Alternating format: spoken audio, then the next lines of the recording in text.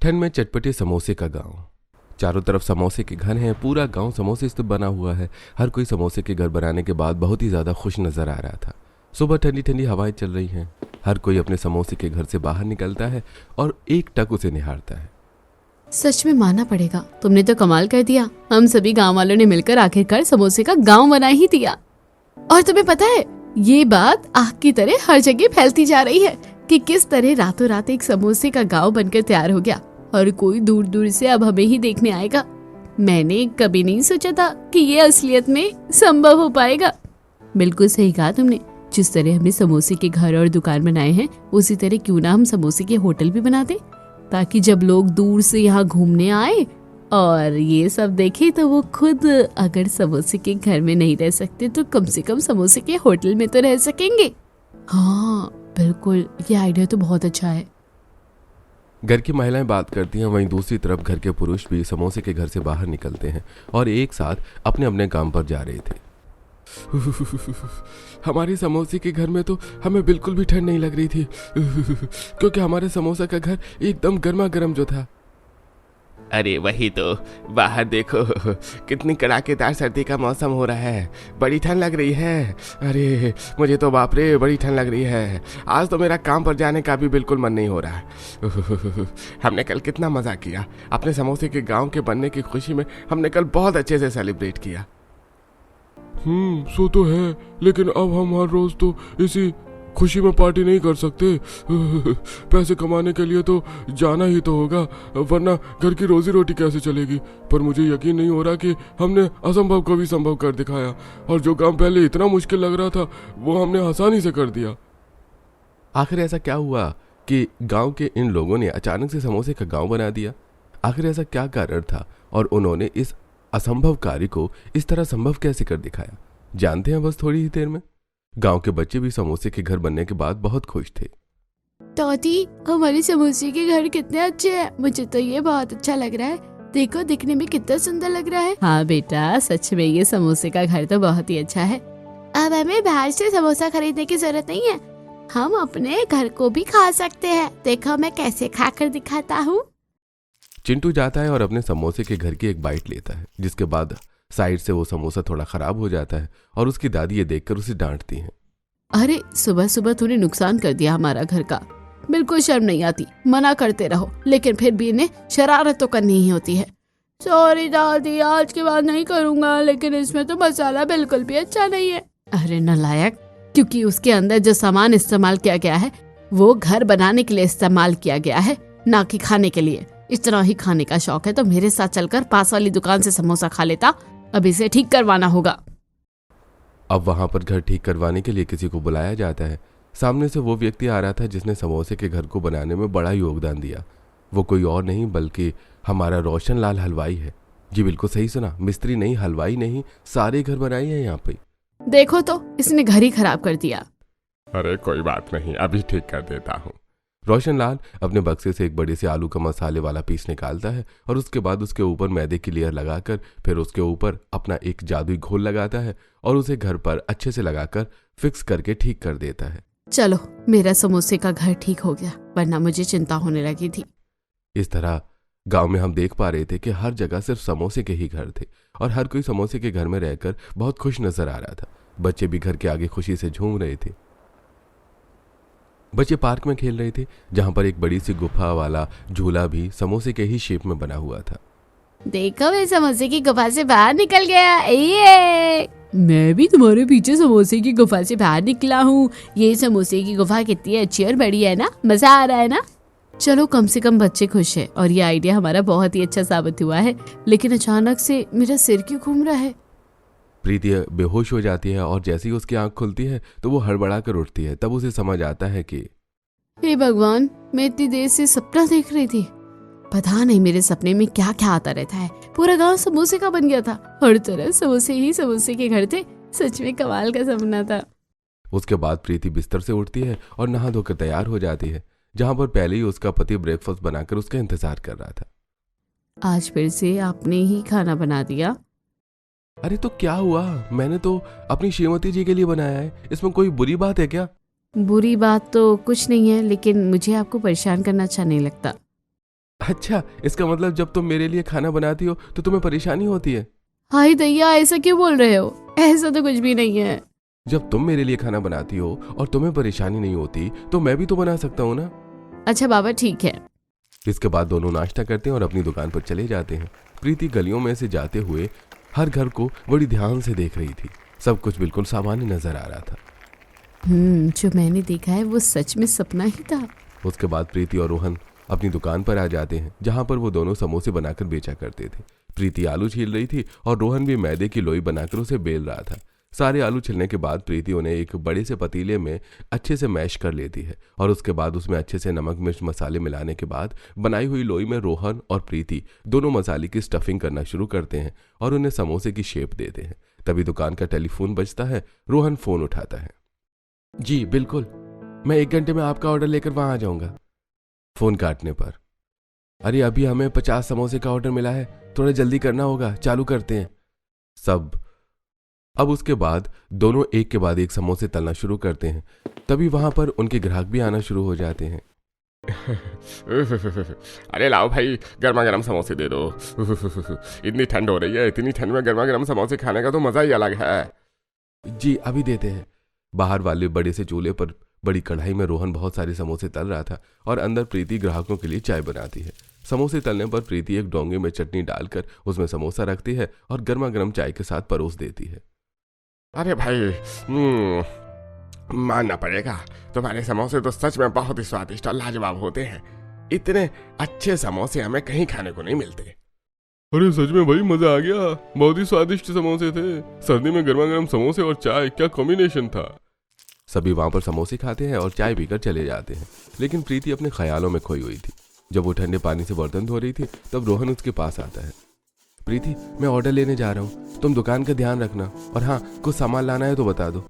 रोहन के ऐसा बोलने पर कोई जवाब नहीं मिलता। तब रोहन दोबारा बोलता है, लेकिन फिर भी कोई जवाब नहीं मिलता। इसलिए वो प्रीति के पास जाकर उसे हाथ लगाता है। हाँ बोलो, क्या बात है? मैं कब से तुमसे बोल रहा हूँ लेकिन तुम्हारा ध्यान ही नहीं है।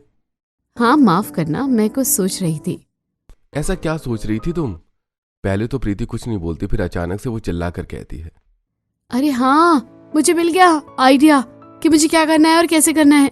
हे भगवान, तुमने तो मेरे कान के पर्दे ही फाड़ दिए इतनी तेज चिल्लाकर। आखिर ऐसा क्या मिल गया तुम्हें? जल्दी चलो, हमें एक बार अपने रेस्टोरेंट पर जाना होगा। मेरे दिमाग में एक बहुत ही शानदार आइडिया आया है। लेकिन मुझे पहले समोसे डिलीवर करने जाना है। हाँ तो चलो, पहले वहां चलते हैं। उसके बाद रोहन अपनी साइकिल पर सवार होता है और प्रीति पीछे समोसे की पन्नी लेकर बैठ जाती है। दोनों साइकिल पर सवार होते हुए पहले एक ऑफिस में जाते हैं, जहां पर वो एक आदमी को समोसा देते हैं। उससे पैसे लेने के बाद दोनों वापस साइकिल पर बैठकर एक रेस्टोरेंट पर जा रहे थे। वो रेस्टोरेंट अभी बनना शुरू हुआ था। अरे आप आज दोनों इतनी जल्दी सुबह सुबह आ गए? हाँ, क्योंकि मुझे आपसे एक बहुत जरूरी बात करनी है। आप सारा काम रोक दीजिए। ये तुम क्या बोल रही हो प्रीति? मेरे कहने का मतलब है कि हमें नए सिरे से काम करना होगा। मेरे पास एक बहुत ही खुराफाती आइडिया है। मैं चाहती हूँ कि मेरे रेस्टोरेंट की शेप एकदम समोसे की तरह दिखे। दूर से ही लोग इसे देखकर समझ जाए कि यहाँ पर जरूर समोसे ही मिलते होंगे। क्या ऐसा संभव है? पहले तो आर्किटेक्ट थोड़ी सी सोच में पड़ जाता है और उसके बाद कहता है, हाँ ये पॉसिबल है, लेकिन ऐसा करना बहुत ही ज्यादा मुश्किल होगा, लेकिन नामुमकिन नहीं होगा। हम ऐसा कर सकते हैं। ये बात सुनकर प्रीति बहुत खुश हो जाती है। तब आर्किटेक्ट उन्हें सारी बात समझाता है। तो ठीक है, हम ऐसा करने के लिए तैयार हैं। आपका समोसे की शेप का रेस्टोरेंट बनकर तैयार हो जाएगा, लेकिन अब हमें शुरुआत से शुरू करना होगा और इसमें खर्च भी थोड़ा ज्यादा होगा। कोई बात नहीं, हम दूसरी ब्रांच कभी बाद में खोलेंगे, लेकिन मैं चाहती हूँ कि ये रेस्टोरेंट ऐसा ही हो कि हर कोई बस देखता ही रह जाए। साथ में इस रेस्टोरेंट के अंदर मैं 2 जोन बनाना चाहती हूँ, वो भी सारी डिटेल में आपको बता देती हूँ। प्रीति समोसे की शेप का रेस्टोरेंट तो बना ही रही थी, लेकिन उसके साथ वो अंदर और क्या सरप्राइज प्लान कर रही थी वो तो हमें बाद में ही पता चलेगा। उसके बाद प्रीति और रोहन सारा काम खत्म करके रात को घर वापस आ जाते हैं। प्रीति घर में खाना बना रही थी। क्या तुम मुझे बताओगी, अचानक से तुम्हें ऐसा आइडिया कहाँ से आया? पता है, मुझे एक बहुत ही शानदार सपना आया था। प्रीति आपने इस सपने के बारे में रोहन को बताती है और सुनकर वो थोड़ा मुस्कुराता है। जब मैं अमेरिका था तब मैंने एक डोनट शेप की एक दुकान देखी थी। वैसे ये आइडिया बहुत अच्छा रहेगा। मैं चाहता हूँ कि तुम अपनी हर इच्छा पूरी करो। वैसे भी हमने बहुत कुछ सहा है और मुझे यकीन नहीं हो रहा कि हम यहाँ तक कितनी आसानी से पहुंच गए। उतनी आसानी से तो नहीं पहुंचे हैं। यहाँ तक पहुंचने के लिए हमने बहुत संघर्ष किए हैं। वो दिन भी क्या थे। चलिए थोड़ा पीछे चलकर देखते हैं कि आखिर क्या हुआ था। पापा अब जल्दी चलिए, मुझे बहुत ठंड लग रही है। हमें बहुत सारा काम भी करना है। प्रीति बाहर ठेले को साफ कर रही थी और अपने पिता को आवाज लगा रही थी। तभी अंदर से सुनीता और महेश आते हैं। हाँ बेटा चलो। और रजत, तुम भी अपना काम अच्छे से करना, मुझे कोई शिकायत ना मिल पाए। आज तुम अकेले जा रहे हो। हाँ दीदी, मैं अपना काम अच्छे से ही करूंगा। अच्छा मैं चलता हूँ ऑफिस। उसके बाद प्रीति अपने पिता महेश के साथ ठेला लेकर वहां से चली जाती है। दोनों ने एक जगह जाकर अपना ठेला लगा लेते हैं जहां पर बहुत सारे ग्राहक तो आते ही थे, लेकिन तब वहां पर रोहन भी समोसे खाने आता था। आओ बेटा आओ, आज फिर तुम हमारे हाथ के समोसे खाने आए हो। जी बिल्कुल, आपके हाथ के समोसे होते ही इतने स्वादिष्ट है कि बस इन्हें खाए बिना तो मन ही नहीं लगता। इसलिए तो हर रोज खाने यहाँ चले आते हो। रोहन समोसे पैक करवाता है और वहां से चला जाता है। प्रीति ने समोसे बनाने अपने पिता से ही सीखे थे और वो उनके साथ ही समोसे बनाकर बेचा करती थी। कुछ दिन बाद पापा, मैं सोच रही थी कि हमारा काम अच्छा चल रहा है, क्यों ना अब मैं भी अपना एक अलग ठेला खोल लूं। अगर हम दोनों अलग अलग जगह पर ठेला लगाएंगे तो हमें ज्यादा मुनाफा होगा। क्या बात है दीदी, बिल्कुल बिजनेसमैन की तरह आप सोचती हो। और क्या करूं, सोचना ही पड़ता है। मुझे भी ये आइडिया बिल्कुल अच्छा लग रहा है। ठीक है, मैं ठेला ले आऊंगा, फिर हम आज से ही अलग ठेला लगाना शुरू करेंगे। इस तरह महेश और प्रीति अपना अलग ठेला लगाना शुरू करते हैं। बाकी दिनों की तरह रोहन महेश के ठेले पर आता है तो वहां पर प्रीति को न देखकर वो कुछ पूछ नहीं पाता। अगले कई दिनों तक भी जब प्रीति नहीं दिखती तो एक दिन हिम्मत करके रोहन पूछता है, अंकल अब आपकी बेटी आपकी मदद नहीं करती है, अब आप अकेले ही काम करते हैं? हाँ बेटा, उसने वहाँ राजीव नगर के पास एक दूसरा ठेला खोल लिया है। वहाँ की मार्केट अच्छी है इसीलिए। हाँ, अब जाकर मेरी जान में जान आई है। उसके बाद अगले दिन रोहन वहां पर बहुत सारे बैग लेकर जाता है और प्रीति के ठेले के सामने जाकर, अरे तुम यहाँ, अब तुमने यहाँ पर अपना काम शुरू कर लिया है? जी हाँ, मैंने सोचा क्यों नहीं, मैं और पिताजी अलग अलग काम करना शुरू कर दें तो हमें ज्यादा मुनाफा होगा। और इसमें मैं तुम्हारी मदद करूंगा। मैंने तुमसे कितनी बार कहा है कि मुझे तुम्हारी मदद की जरूरत नहीं है, तुम अपने काम पर ध्यान रखो। प्रीति का दोस्त पवन जो बचपन से उसके साथ स्कूल में पढ़ा है और उसके घर के पास में ही रहता था। और मैंने भी तुम्हें कितनी बार कहा कि सुबह तो मैं तुम्हारी मदद कर सकता हूँ, और जब तक तुम्हारा काम जम नहीं जाता तब तक तो मैं तुम्हारी मदद जरूर करूंगा। तुम चाहते हो या मैं तुम्हें बताऊं अच्छे से? अच्छा बाबा, जा रहा हूँ, लेकिन जब भी मदद की जरूरत हो तो मुझे बता देना। इतना कहकर पवन वहां से चला जाता है और रोहन प्रीति के समोसे लेकर खाने लगता है। रोहन प्रीति को पसंद करता था, इसलिए वहां पर अक्सर आता था। दोनों अक्सर बातचीत किया करते थे और दोनों में गहरी बातचीत हो जाती है। वहीं दूसरी तरफ पवन भी अक्सर आता था, तो तीनों में इस तरह दोस्ती हो जाती है। एक दिन रोहन अपने घर में, मुझे प्रीति को अपनी फीलिंग्स के बारे में बता देना चाहिए, वरना ऐसा ना हो कि कहीं बहुत देर हो जाए। वैसे भी मुझे परसों अमेरिका जाना है। एक काम करता हूँ, एक लेटर लिखकर वहां रख देता हूँ। रोहन एक लेटर लिखता है और उसमें सारी बात लिखने के बाद वो प्रीति के ठेले पर जाता है। और बताओ रोहन, तुम्हें कितने समोसे चाहिए आज? आज तो तुम मेरे लिए 20 समोसे पैक कर दो, अपने दोस्तों के लिए भी लेकर जाऊंगा। कमाल है, तुम तो बहुत ही दिलदार आदमी हो। प्रीति समोसे पैक करने में बिजी हो जाती है और उसकी नजरें बचाते हुए वो वहीं पर लेटर को रख देता है और समोसे लेकर वहां से चला जाता है। तभी वहां पर पवन भी आ जाता है।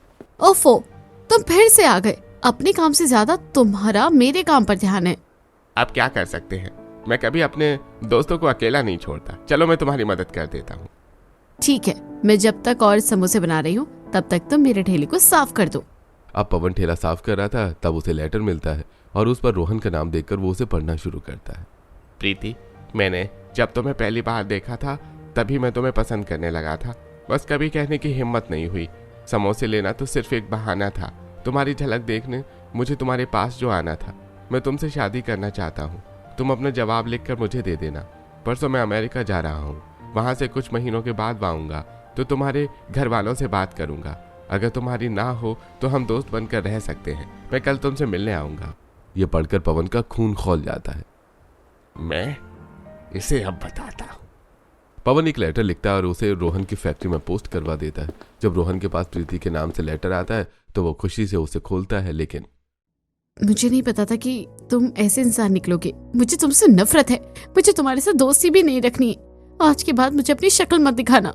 रोहन उदास हो जाता है। तब अगले दिन पवन सुबह जब प्रीति ठेला लेकर जा रही थी तो उसे रोकता है।